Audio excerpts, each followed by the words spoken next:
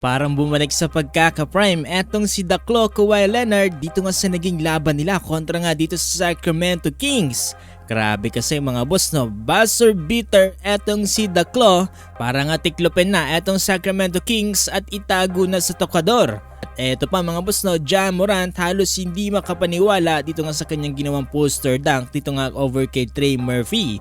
Ano na nga ba mga boss ang nangyari sa mga game na yan? Tara't pag-usapan natin yan.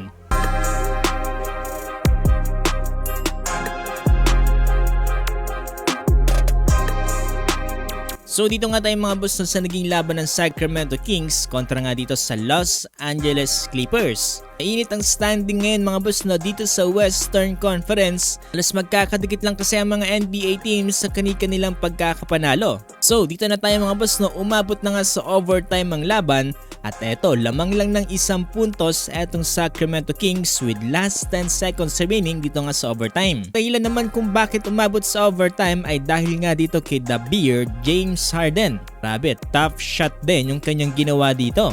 Kaya mga boss, eto na, dito na sa overtime. Eto, ball possession nga dito ng Los Angeles Clippers at ang nagdadala ng bola ay itong si Daklo Kawhi Leonard. Ang nagbabantay sa kanya dito ay ang number 13 ng Sacramento Kings na si Keegan Murray.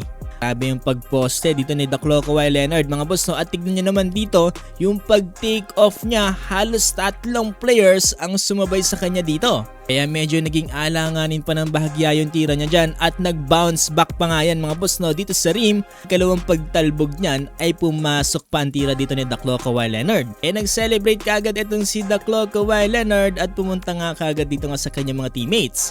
Grabe yung buzzer beater dito na Daklo mga boss no, parang umuulit-ulit lang ginawa niyang upset nung kila Joel Embiid yung mga nakaraang taon pa. Ito sa naging laban na to, panalong Clippers 111-110 at dito ngayon nanguna itong si James Harden with 29 points, Ivica Zubac 22 points, Kawhi Leonard 17 points. Para naman sa Kings, ito 31 points para kay DeRozan at 30 points naman para kay Zach LaVine. At ito naman mga boss no, sa naging laban kanina ng Memphis Grizzlies kontra nga dito sa New Orleans Pelicans, ito under 2 minute mark sa third quarter, ball possession para sa Grizzlies at itong si Ja Morant ang nagdadala ng bola. Nag-drive inside the paint mga boss no, at ito nag-take off si Ja Morant at sinubukan ngang i-posterize etong si Trey Murphy III. Sayang nga lang mga boss no, dahil hindi naging successful nga ang dunk dyan ni Ja Morant dahil nag-bounce back yung bola.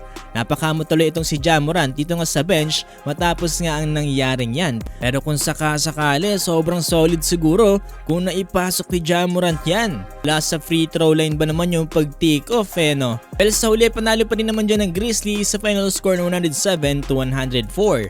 At dito ngayon nanguna itong si Ja Morant with 32 points, Desmond Bane 30 points, at para naman dito sa Pelicans 27 points para kay Trey Murphy III. Di naman nagdaro dito si Zion Williamson para nga dito sa New Orleans Pelicans.